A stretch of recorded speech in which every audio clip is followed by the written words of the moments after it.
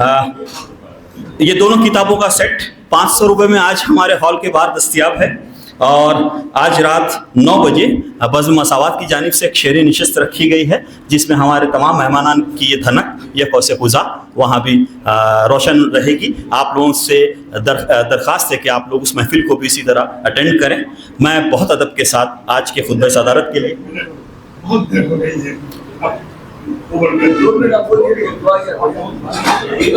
Mic دے دیجیے، صرف دعا پڑھ لیں مولانا۔ اچھا ہاں اوکے ٹھیک۔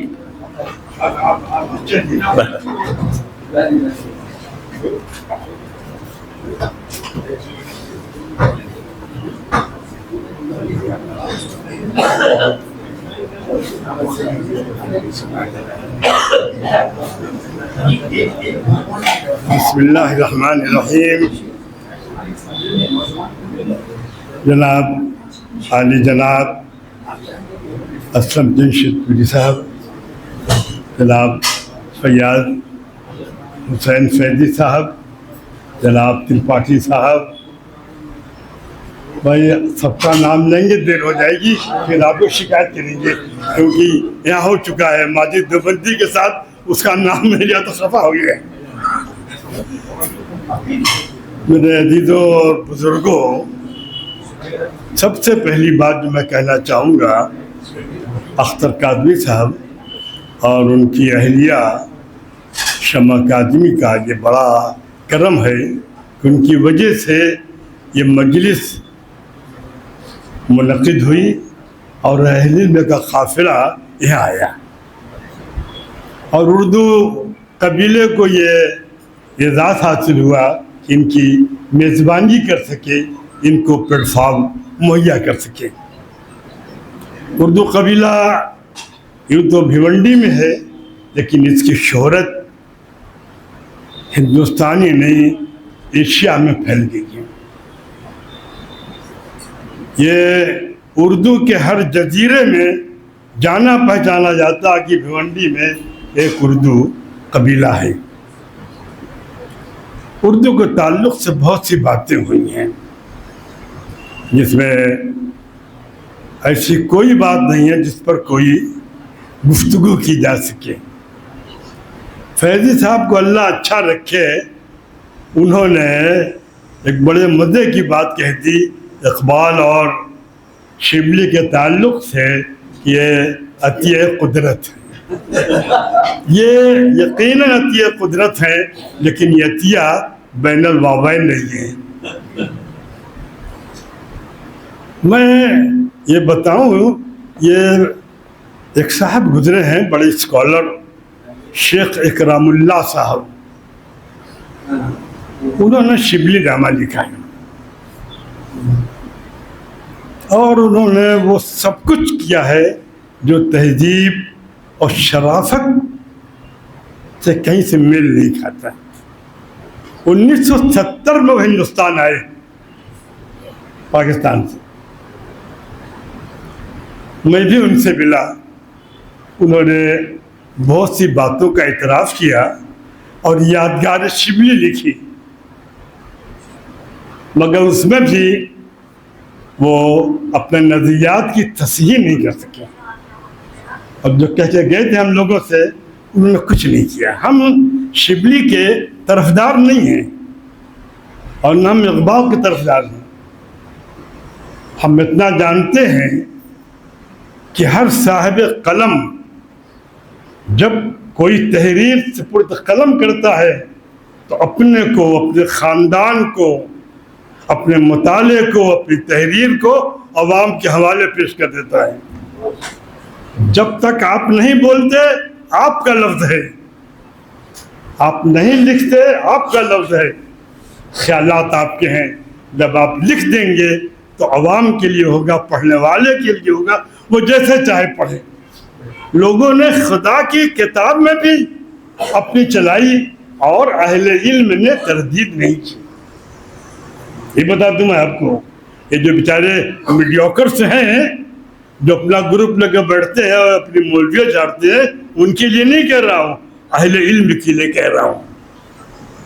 अब मैं उसकी मिसाल दे रहा हूँ, सूरह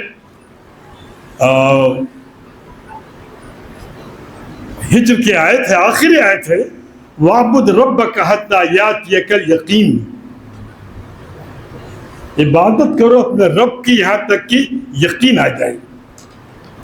हुजूर पाक सल्लल्लाहु अलैहि वसल्लम के हैज से लेकर के आज तक लोग कहते हैं ये यकीन मौत के माना में है,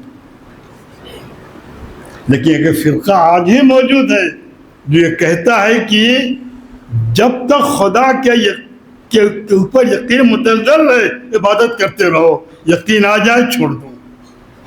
चुनांचे उन्होंने 1911 में काहिरा की कॉन्फ्रेंस के अंदर ये करारदाद पेश की कि अब लोगों को यकीन आ गया है इबादत अहम नहीं है। मैं बता रहा हूँ। जहाँ तक शिबली की और इकबाल की बात बता दूँ, शिबली थे, जुनैद और शिबली नहीं थे। इकबाल थे, इसी ज़मीन के बने हुए थे, इसी मिट्टी के बने हुए थे, इसी ज़मीन पे पैदा हुए थे। इंसानी और बशरी कमजोरियाँ सब में होती हैं। उन बशरी कमजोरियों की पहले आपको मिसाल दूंगा, फिर बताऊंगा। 1958 में मौलाना अली मियाँ साहब की किताब आई, इस्लाम और मगरिबियत की कशमकश। उसके मुकदमे में लिखा कि मुझको अंग्रेजी नहीं आती। मैंने उबैदुर्रहमान साहब से तर्जुमा करवाया है, बड़े अहम आदमी थे तो बहराइच के, लेकिन अपने ज़माने तालिब इल्म में अलीगढ़ के बड़े अहम तलाबेदान थे, बहुत अहम थे। उबैदुर्रहमान की अंग्रेजी उस अंदाज की थी जैसे सिद्दीकी साहब के ज़माने में अंग्रेजी थी, मोहम्मद अली जौहर की अंग्रेजी थी, उस अंदाज की अंग्रेजी थी। उनसे तर्जुमा करवाया है। ज़ियाउल हसन फारूकी साहब ने जामिया में उस पर तनकीद की, कहा अली मियाँ को अंग्रेजी आती नहीं, जो चाहा तर्जुमा करके दे दिया। अली मियाँ ने उस पर आँख बंद के भरोसा कर लिया। अली मियाँ को भरपूर अंग्रेजी आती थी, भरपूर अंग्रेजी आती थी, जैसे मौलाना आज़ाद को भरपूर अंग्रेजी आती थी, लेकिन वो गुफ्तगू उर्दू में करते थे। और उनका दूसरा जवाब सार्त्रे था, फ्रांस का, जो फ्रेंच में बात करता था। उसको दुनिया की कई ज़बानें आती थी, बोलो चुप रहता था, तर्जुमान को बुलाता था, देखो ये क्या कह रहे हैं। ये हाल मौलाना आज़ाद का था। शाही साहब अब ज़बान की हिफाजत से होती है, मौलाना आज़ाद ने हिफाजत की ज़बान की, उर्दू बोलते थे, उर्दू सुनते थे, उर्दू लिखते थे। मौलाना आज़ाद के ऊपर पंडित जवाहरलाल नेहरू ने अलीगढ़ के कन्वेंशन में ये बात कही कि आम लोगों की तरह मैं भी जानता था कि मौलाना को अंग्रेजी नहीं आती। एक डिलीगेशन आने वाला था, कुछ मामलात पे मेरे मौलाना के खिलाफात थे, तो मौलाना ने कहा अच्छा इसे ख़त्म करके सुबह भेज देना, मैं साइन कर दूंगा और शाम को तुम सबमिट कर देना। कहले मैंने वो सारी चीज़ों को रखा जिससे मौलाना के खिलाफ था। जब मेरा आदमी गया है और लौट के लाया है तो मौलाना ने सब पे लाल कलम से निशान लगा दिया था। ये ज़बान लोग जानते हैं ज़बान। मैं इसलिए बता रहा हूँ कि ये न समझे लोग, इकबाल है, शिबली है, शेख इकराम या महमूद शिरानी की वजह से इनका तक़द्दुस पामाल नहीं हो सकता। और जहाँ तक इश्क और मोहब्बत की बात है तो हर अहद में हर उम्र के साथ इश्क किया गया है। जिगर ने कहा था अगर न ज़ोहरा जबीनों के दरमियाँ गुजरे तो फिर ये कैसे कटे, जिंदगी कहाँ गुजरे। उसी जिगर ने कहा था मुझे ये डर है, मुझे कहाँ से बढ़ के पहुँचे हैं कहाँ तक इल्म फन थाकी, मगर आसूदा इंसान का नतन थाकी मन थाकी, مجھے ڈر ہے کہ اس دور کا کہیں بھول جاتا ہوں تو مت کہا ہے کہ کہیں مرتب نہ ہو جائیں میرے افکار سنجیدہ، کہیں ملحد نہ ہو جائے، کہیں ملحد نہ ہو جائے میرا ذوق سخن ساقی۔ اور یہ سنانا تھا آپ کو، کہیں عشق ہو جائے نہ محدود وطن بن کر، اور کہیں حسن رہ جائے نہ محدود وطن بن کر، کہیں خود عشق ہو جائے نہ محدود وطن ساقی۔ تو یہ سب باتیں ہیں، یہ اہل قلم کو کچھ چاہیے۔ وہ ہمارے جمیل صاحب بیٹھے ہیں، آج انہوں نے 1 مہینہ پہلے تماشا کھڑا کر دیا تھا، اردو قبیلہ کے ممبر ہے، ہاں اس میں سوالات اٹھائے گئے کہ آپ نے کہاں سے لکھا۔ ہر چیز جو پڑھی جاتی ہے وہ لکھی نہیں جاتی، ہر بول جو سنا جاتا ہے وہ دہرایا نہیں جاتا۔ ایسے آگے بڑھ کہتا ہوں، ہر سچ بولا نہیں جاتا۔ اللہ اکبر سب سے بڑی سچائی ہے، لیکن مندر میں آپ نہیں بول سکتے۔ رام کا نام ہندوستان میں سب سے ہے میں، لیکن مسجد کا امام نہیں بول سکتا مسجد کے اندر، جرم ہے۔ میں شبلی کی حمایت میں بات نہیں کر رہا ہوں، اور نہ اقبال کی حمایت میں بات کر رہا ہوں، میں عطیہ کے بارے میں بتاؤں آپ کو۔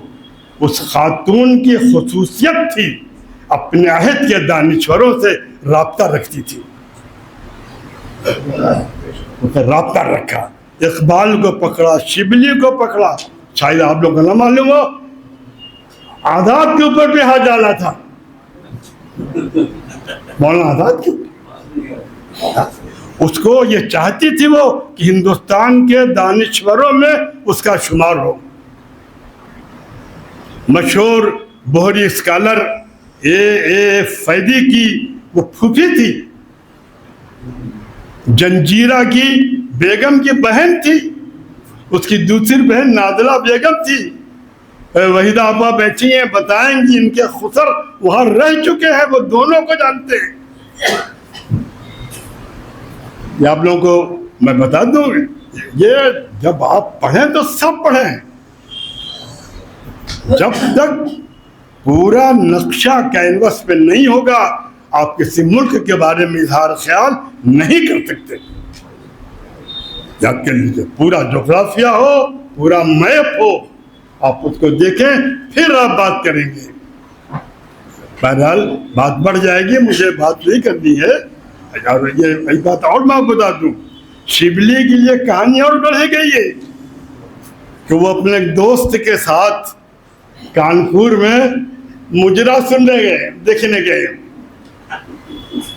تو جب شبلی نے واہ کہا تو سازندوں نے ساز بند کر دیا، تبلچیوں نے تبلا روک دیا اور کہا لائیے آپ کے ہاتھ کو بوسہ دے دوں، الفاروق کا مصنف یہاں آیا ہوا ہے۔ تو شبلی کے ماننے والے تو بہت خوش ہو گئے کہ شبلی کو سازندہ بھی جانتا تھا، لیکن نہیں معلوم کہ شبلی کی زبردست اہانت کی گئی ہے۔ اور میں اپنی بات کہتا ہوں، مجرے سب سنتے ہیں، کوئی وہاں جا کے سنتا ہے، کوئی نشر کے زبان میں۔ کہاں کا زہد، کیسا اتقا عہد جوانی میں، اگر چاہو تو آؤ تم بھی پیو، ہم بھی پیتے ہیں۔ کہاں تم دوستوں کے سامنے بھی پی نہیں سکتے، کہاں ہم روبروئے ناصح برہم بھی پیتے ہیں۔ یہ بھی ہوا ہے۔ میرے عزیزو، بہت کچھ جمیل میاں، بہت سوچنا پڑتا ہے۔ ہمارے ہاں کہا جاتا ہے صوفی نہ شود صافی تا در نہ کشد جامع۔ سنیے قلم کاروں، صوفی نہ شود صافی تا در نہ کشد جامع، بسیار سفر باید تا پختہ شود خامے۔ چلیے اس مجلس کی برکت سے ایک بات آپ کو اور بتا دوں، یہ ہٹ کے ہے لیکن بات بتا رہا ہوں، سن کے جائیے۔ آپ لوگوں نے سنا ہے کہ شعر میں تبارز ہوتا ہے نا. فادی صاحب نے نہ سنا ہوگا کہ نثر میں تبارز ہوتا ہے. معلوم ہے؟ ہاں، نثر میں تبارز ہوتا ہے. اور کیوں؟ خیالات اترتے ہیں، انسان کا ذہن اسے اڈاپٹ کرتا ہے. جو اڈاپٹ کر لیتا ہے وہ اپنی زبان کا جامہ پہنا کے اس کو لکھ دیتا ہے. یہ ایک دستور ہے. آپ نے اندلس کا نام سنا ہے؟ وہاں اسکالر گزرا ہے ابن شہید. یہ وہی عہد ہے جب بغداد کے نواح میں معرۃ النعمان میں ابو العلا مورری رہتا تھا. ابو العلا مورری نے لکھی کتاب رسالۃ الغفران. دونوں کی ملاقات نہیں، نہ یہ اندلس گیا نہ وہ اندلس سے آیا. اس نے لکھی کتاب التوابع والضوابع. رسالۃ الغفران کا دل اقبال نے کیا ہے. یہ خانہ تر و تازہ مورری نے جو دیکھا تو کہنے لگا وہ صاحب غفران العظومات. جو مضامین رسالۃ الغفران کے ہیں وہی مضامین ابن شہید کے. حیرت ہوتی ہے. اس یقین کو ماننا پڑتا ہے کہ دماغ لیتا رہتا ہے، اس کی صلاحیت کم نہیں ہوتی. بہرحال بہت چھوڑ رہا ہوں اس موضوع کو. اب شاہد صاحب پہ نقد نہیں کروں گا، اب نہ کرنا چاہیے، ان کی باتیں بہت رہی ہیں. جب وہ پڑھ رہے اپنی باتیں کر رہے تھے تو مجھ کو یاد آ رہا تھا کہ دیکھنا تقریر کی لذت جو اس نے کہا.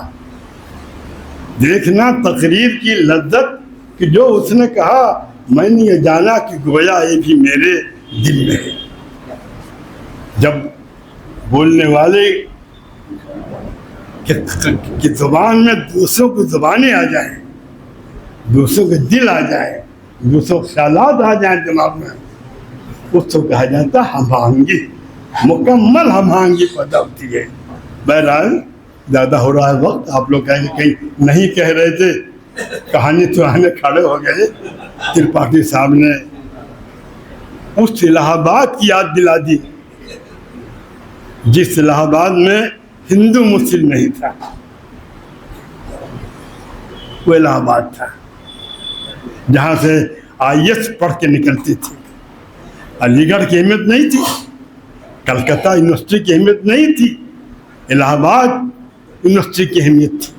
وہاں لوگ پڑھتے تھے، وہاں سے ترقی کرتے تھے، آگے بڑھتے تھے. وہاں تعصب نہیں تھا.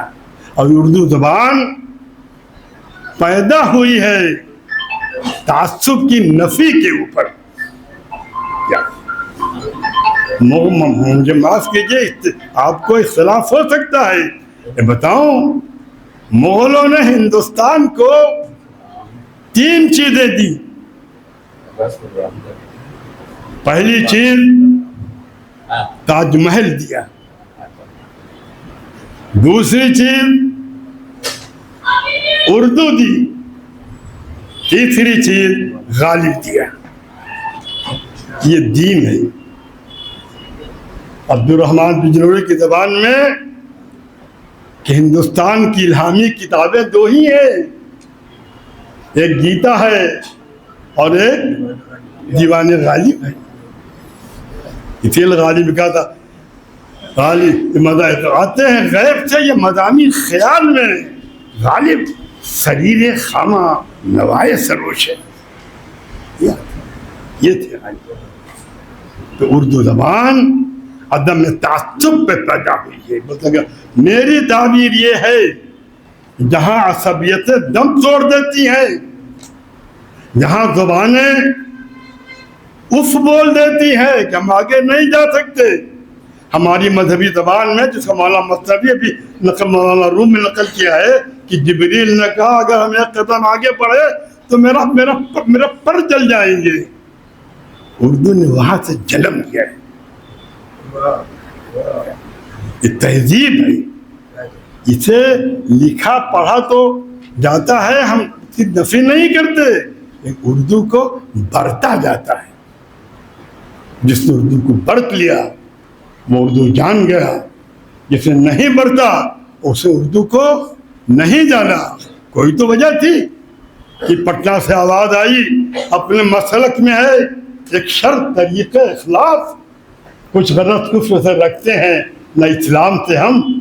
कह दे कोई हिंदुस्तान का शायर इस जज्बे के साथ, इस भिवंडी की ज़बान में बिरदास बोल दे, कुछ गलत कुफ्र से रखते हैं न इस्लाम से हम। उर्दू के शायर ने कही ये बात। वो मीर था जो दिल्ली में बैठ के बोलता था, मीर के दीनों मजहब को पूछते क्या हो, उनने तो अशका खींचा, पैर में बैठा, कब का तर्क इस्लाम किया। या अपना कह जा करके अपने मौलवियों में कि आज मौलाना इस्लाम के खिलाफ बोल रही थी। हाँ, मौलवी अपना तीरों तफक लेके खड़े हो जाएंगे। हाँ, लेकिन इसलिए डरते हैं कि एक मस्जिद मेरे पास भी है, तो कहीं ये ना बोलते अपनी मस्जिद से। बारह मेरे अजीज हो, अल्लाह ताला उर्दू कबीले को, पहले मैं उर्दू कबीले की तारीफ करूँगा, आपकी तारीफ नहीं करना।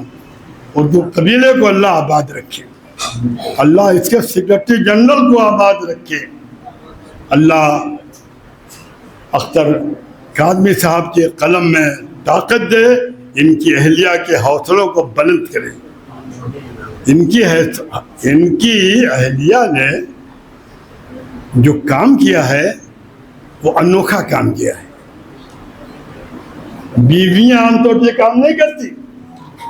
हमारे यहाँ बयान किया जाता है कि एक खातून थी जो अपने शौहर से बहुत खफा रहा करती, बुरा भला कहा करती थी। तो शौहर ने अपने दोस्तों से कहा कि दिन उड़ के दिखा दे, वो मान जाएंगे। तो वो उड़ा करके अपने घर पे उड़ा। तो बीवी कहते ये बुजुर्ग हैं उड़ रहे हैं। आज कह एक तुम हो, कुछ वो उड़ रहे थे, कहते मैं ही था, तुम थे, तभी टेढ़े टेढ़े उड़ रहे थे। तुम एक तो ये बीवियां होती हैं। सैयद सुलेमान नजवी रहमतुल्लाह अलैह को एक साल बड़े एजाज़ात मिले, बहुत मिले। उसी साल वो गोल्ड मेडल कॉन्फ्रेंस से लौट के आए थे।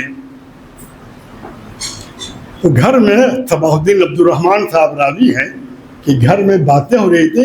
सैयद साहब निकले अपने कमरे से जाने के लिए, तो उनकी बीवी भी निकली। कहना है क्या कह रहे हो, ये 100 रुपये हैं, इससे आगे नहीं है। जानते क्यों? सैयद साहब अपनी बीवी को खर्च 100 रुपया दिया करते थे, तो उस बीवी ने उनको 100 पे माना। लेकिन अख्तर साहब की बीवी ने इनका एतराफ़ किया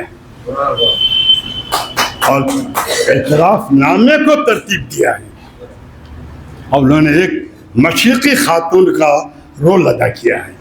अल्लाह ताला इस मजलिस को आबाद रखे, इसके शुरका को आबाद रखे, आप लोगों को आबाद रखे। आप आए, अल्लाह आपको आफियत दे। आखिर दावा अल्हम्दुलिल्लाह। बस 2 मिनट लूंगा मैं आप लोगों के। समीर भाई प्लीज, सिर्फ 2 मिनट। Very sorry.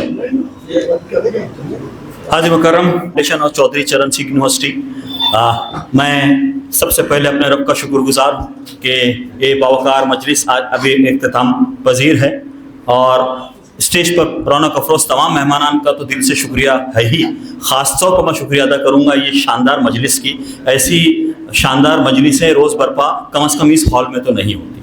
यकीन जानिए एक एक शख्स यहाँ पर 100 के बराबर है। उसकी अपनी तालीमी, हमने यहाँ पर अफराद को नहीं जमा किया बल्कि हमने यहाँ पर अजहान को जमा किया है। ये उर्दू कबीला फाउंडेशन का ये खासा है। इंतहाई वकी आप लोग हैं जिन्होंने ये शानदार महफिल को इस आखिर तक उसी तरह सुना। मौलाना हसन की आखिरी तकरीर उस तरह सुनी गई जिस तरह पहली तकरीर सुनी गई थी।